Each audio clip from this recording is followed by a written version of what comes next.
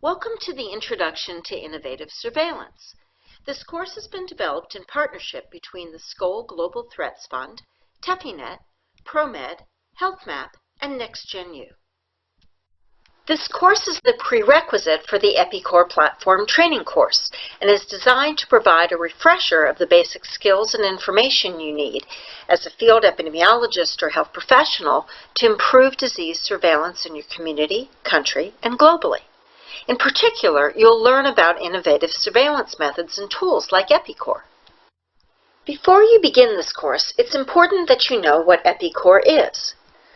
EpiCore is an innovative surveillance initiative and online platform directed at facilitating communication about a potential infectious disease outbreak between public health disease and outbreak surveillance professionals and epidemiologists on the ground in the area of the rumored outbreak. The goal of providing this direct channel of communication is to expedite early identification of an outbreak. According to the World Health Organization, disease surveillance is defined as the continuous, systematic collection, analysis, and interpretation of health-related data needed for the planning, implementation, and evaluation of public health practice. First, we'll do a refresher on traditional surveillance techniques. Traditional disease surveillance is the systematic collection, evaluation, and analysis of health information. Traditional healthcare-based surveillance systems rely on healthcare professionals to share information on the illnesses they see in their clinical practice. This information is often collected, analyzed, and disseminated by local health authorities who report to centralized ministries or departments of health. When a surveillance system waits for clinicians or laboratories to report on routine health information, it's called passive surveillance. One source of passive or routine disease surveillance are the weekly or monthly reports published by health ministries and other government entities. Primary healthcare facilities and laboratories are legally required to notify their local health authorities about any patient presenting with a reportable disease. To effectively put surveillance data into action in disease control, you'll also need information on context and on the dynamics of disease transmission. Examples of context include what prevention and treatment resources are available. Are rural and remote areas affected? What are the perceptions of the general public around this disease? Examples of dynamics of disease transmission include what's the infectious period? Do symptoms occur in all cases of infection? Can people carry and transmit the infection even if they don't have any symptoms themselves? Or is there a disease vector like an animal or insect? As part of routine surveillance, countries often develop a list of reportable diseases based on certain context-specific criteria, such as the potential for an outbreak, the severity of the disease, or the possibility of prevention. A global reporting system is defined within the WHO's International Health Regulations, the only binding international legislation for public health. The One Health concept recognizes the important links between human, animal, and environmental health. It's estimated that 75% of emerging infectious diseases in humans are zoonoses, and that more than 70% of these zoonoses come from wildlife. Continued surveillance of domesticated animal and wildlife health is critical for early detection of new diseases that will jump species. The One Health concept recognizes the important links between human, animal, and environmental health. It's estimated that 75% of emerging infectious diseases in humans are zoonoses, and that more than 70% of these zoonoses come from wildlife. Continued surveillance of animal and wildlife health is critical for early detection of new diseases that will jump species. Other traditional sources of health information include reports from investigations, disease registries, disease prevalence and incidence surveys, and sentinel sites. Next, we'll look at some of the challenges of disease surveillance. These next few slides are meant to illustrate the realities of disease surveillance by looking at a disease cluster at the community level. Here we have a cluster of 5 cases in the community. Case 1 gets sick, doesn't get medical help, and dies at home. Case 2 goes to clinician A. Case 3 goes to the pharmacist and asks for medicines for symptoms. Case 4 goes to a traditional healer. And Case 5 goes to clinician B at a private clinic. Of the 5 cases, only Case 2 went to a clinician who's part of the official reporting system. Cases 1, 3, and 4 did not come to the attention of the health sector. If you're lucky, clinician B is an astute practitioner who learned that Case 5 knew 4 others in his community with the same symptoms, one of whom died. The astute clinician might report to the official health sector or might contact the media to raise the alarm that there's an epidemic in the community. The reality here is that a single case report of a severe respiratory illness in a country during the febrile respiratory illness season would probably not raise an alarm bell by itself. But if you're lucky and an alarm bell is sounded, you might learn about this cluster earlier. Innovative surveillance efforts that leverage non-traditional information sources can help address some of these gaps in order to find outbreaks faster. You can contribute to innovative surveillance through platforms like EpiCor to improve rapid outbreak detection in your country and community. Here you'll see a list of strengths and weaknesses of traditional or routine surveillance, but there have been new initiatives targeted at learning about outbreaks sooner. Going forward, we'll refer to these new initiatives as innovative surveillance initiatives. Next, we'll discuss new and exciting innovative surveillance initiatives and methods that can complement traditional surveillance with excellent results. The learning objectives for this section are to define innovative surveillance, explain the importance of innovative surveillance, recognize different sources of surveillance information and data, apply innovative surveillance tools to supplement traditional surveillance methods, and to identify and assess current innovative surveillance challenges. In today's world of rapid electronic communications, you may get a report of a health event through an email, a blog post, an online media source, or an online innovative surveillance platform long before the event is detected, confirmed, and reported by the formal surveillance system. Being adaptable and attentive to new sources of information is incredibly important in today's technology-driven world. While it's informative, though, innovative surveillance should not replace traditional surveillance. It's complementary. This bar chart depicts the impact of surveillance improvements over time. The time to detect an outbreak has reduced substantially over the past 2 decades. Some data indicate a more than 50% reduction from an average of 40 days to 19 days. This is primarily due to the adoption of innovative surveillance methods such as EpiCor. Increasing the speed of detection in your community can make the difference between life and death. So why is early disease detection so important? These epidemic curves illustrate how different surveillance techniques impact the time to detection. The curve represents the overall size of the outbreak and how it's impacted by different variables. Faster detection leads to earlier responses, resulting in a reduced number of cases. This first curve represents routine disease reporting as required by public health legislation.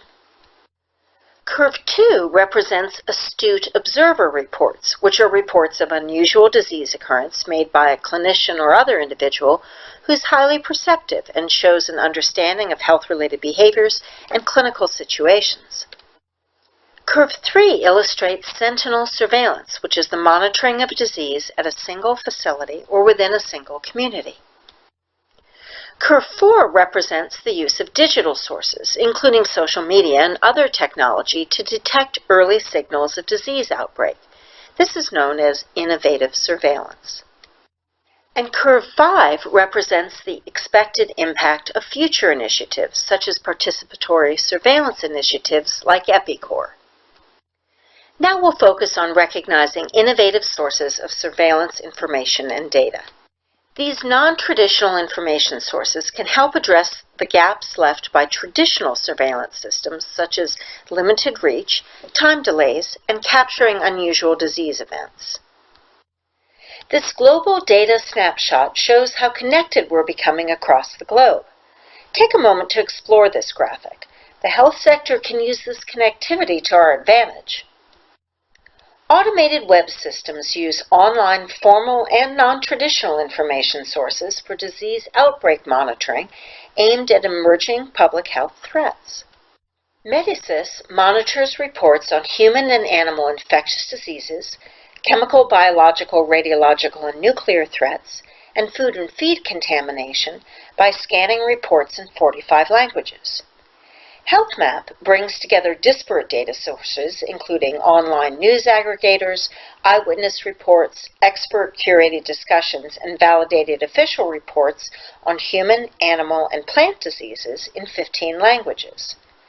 And the Global Public Health Intelligence Network is a secure, internet-based, multilingual early warning tool that monitors disease outbreaks and other public health events, including chemical, biological, radiological, and nuclear threats, in 9 languages. And ProMed is a moderated electronic outbreak and event reporting system that monitors emerging and re-emerging infectious diseases and toxic events globally. It emphasizes the One Health approach as it reports on plant, animal, and human diseases. Other innovative surveillance initiatives include Google Flu Trends and participatory surveillance methods that offer the advantages of increasing the speed, sensitivity, and scalability of detection. Dr.Me is the first and most downloaded mobile application for health in Thailand and includes an electronic health manual with a database of more than 1,000 hospitals in Thailand and an ambulance dispatch service through the National Institute for Emergency Medicine. Also recently launched by Dr.Me is a new gamified platform for recording and anonymously sharing personal symptom information. Flu Near You is a website and mobile application that allows the public to report their health information using a quick weekly survey. Using participant-reported symptoms, Flu Near You graphs and maps this information to provide local and national views of influenza-like illness. InfluenzaNet is a system to monitor the activity of influenza-like illness, or ILI, through internet-based participatory surveillance across several European countries. Participants are reminded weekly to report any symptoms they have, with the incidence of ILI determined on the basis of a uniform case definition. On the y-axis here, you see influenza-like illness per 100,000 people. Innovative surveillance initiatives have drastically increased the number of disease signals captured. These signals need to be investigated and validated, as informal sources are often less reliable in terms of accuracy than traditional information sources. Informal data sources can be validated by seeking out other sources of information that confirm what's said in the original report. For example, one can talk to care providers or community members, check media sources, and go back to the original source. It's important to collect as much detailed information as possible on person, place, and time. There are many benefits to using innovative surveillance techniques as a complement to traditional surveillance systems. There are also several challenges that should be identified and addressed. Some pros and cons of innovative surveillance are shown here. Next, we'll discuss how to apply innovative surveillance tools to supplement traditional surveillance methods. In this section, you'll see a series of real-life situations where innovative surveillance played an important part in the rapid detection of and response to disease. As you review the key facts of each case, think about how innovative surveillance techniques influence the outcome. This first case study looks at Middle Eastern Respiratory Syndrome coronavirus. On September 15, 2012, a doctor from Saudi Arabia wrote into ProMed saying that a new human coronavirus was isolated from a patient with pneumonia by Dr. Zaki at the Virology Laboratory Hospital at Jeddah, Saudi Arabia. The virus was isolated from the sputum of a 60-year-old male patient presenting with pneumonia associated with acute renal failure.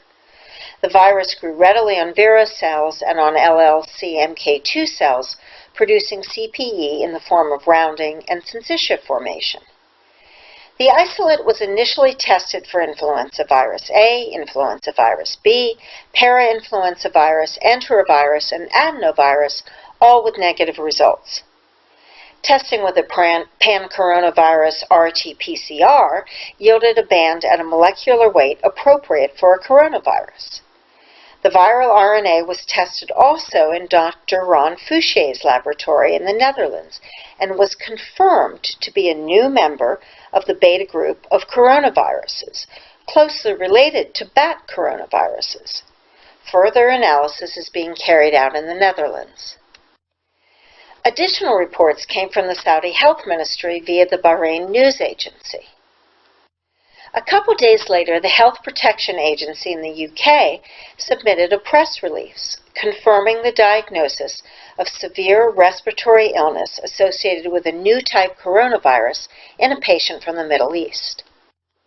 Correspondence continued via ProMed to gather additional information and validate it. In addition to the fatal case of novel coronavirus in Saudi Arabia reported to WHO in November 2012, 2 fatal cases in Jordan have been reported to WHO, bringing the total of laboratory-confirmed cases then to 9. The 2 cases from Jordan occurred in April 2012, but at that time, a number of severe pneumonia cases also occurred in the country. At the end of April 2012, the NAMRU-3 team informed the Ministry of Health that all samples had tested negative for known coronaviruses and other respiratory viruses. As the novel coronavirus had not yet been discovered, no specific tests for it were available. In October 2012, after the discovery of the novel coronavirus, stored samples were sent by the Ministry of Health Jordan to NAMRU-3. In November 2012, NAMRU-3 provided laboratory results that confirmed 2 cases of infection with the novel coronavirus. This map illustrates the spread of MERS and shows us why it's important for us as health professionals to realize that viruses can travel as quickly as humans can. That's why it's important to communicate with health surveillance professionals around the world so that you know what could possibly be headed your way and what to look out for. EpiCor seeks to facilitate this kind of communication. Let's look at a story of a chikungunya case in Mauritius and Reunion Island.